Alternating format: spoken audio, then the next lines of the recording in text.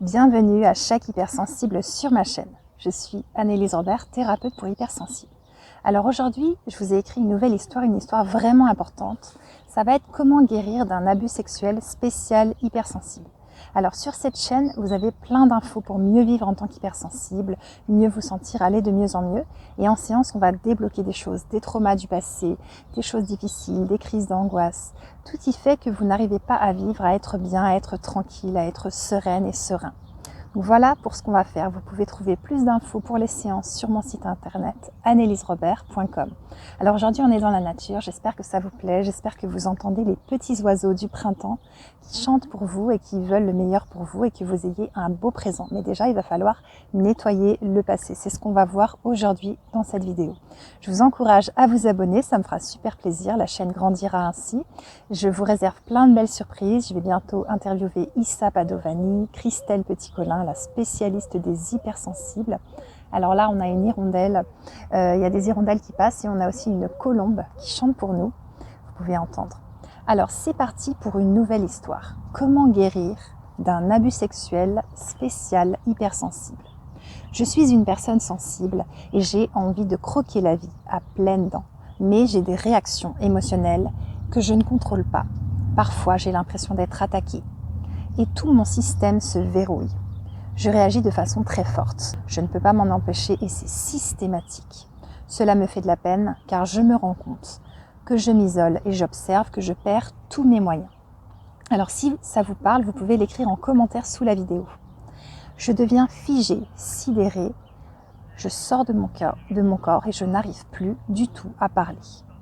Ça m'est arrivé encore l'autre jour dans le bureau de ma chef quand elle m'a lu mon évaluation sur mon travail.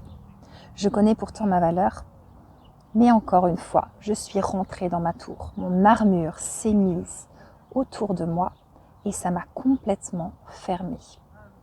Je ne pouvais plus être en lien de cœur à cœur avec ma chef. J'avais 8 ans, j'étais comme une petite fille qu'on agresse, me sentant maltraitée, ridiculisée, me sentant mal. Alors qu'elle coche juste sur le document les aptitudes demandées pour mon poste. Ça me décourage car je sens bien qu'à ce moment-là, je ne suis plus adulte, je surréagis et que c'est la petite fille en moi qui est blessée.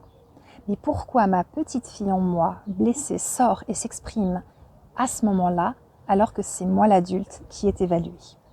Je n'ai pas encore cerné ce mécanisme, mais il est très puissant et je ne peux pas l'empêcher.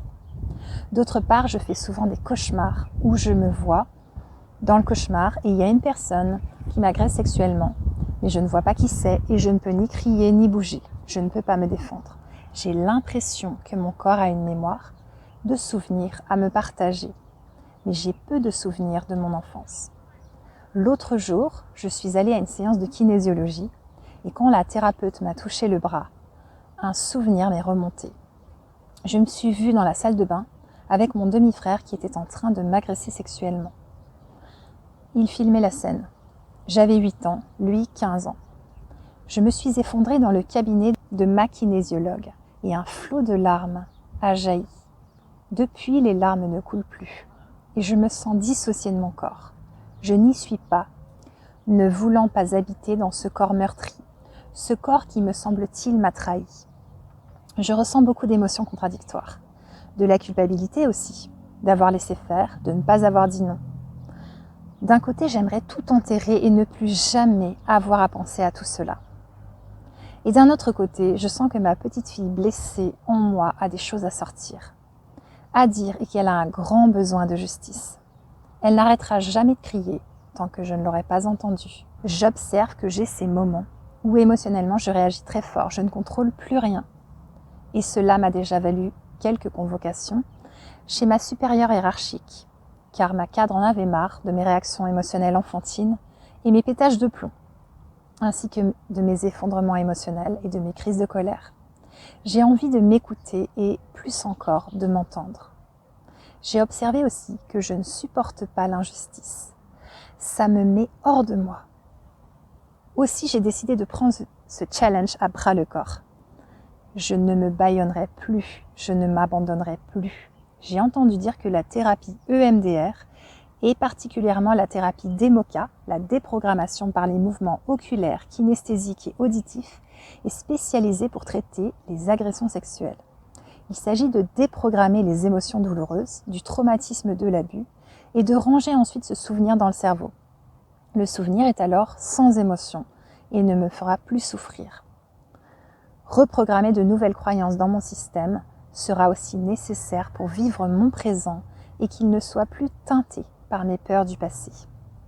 La rencontre avec mon enfant intérieur par la suite sera une belle reconnexion à toutes les parts de moi, en m'acceptant et en m'aimant en entière. J'ai hâte de vivre tout cela.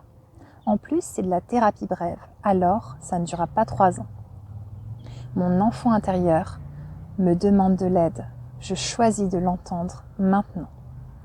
Vous voulez guérir un abus sexuel connu ou ressenti de votre enfance qui vous empêche d'être heureuse à l'heure actuelle. Vous voulez vous réassocier dans toutes les parts de vous et déployer toute votre puissance, tout votre potentiel. Vous avez des peurs et des angoisses à lâcher après ce que vous avez vécu.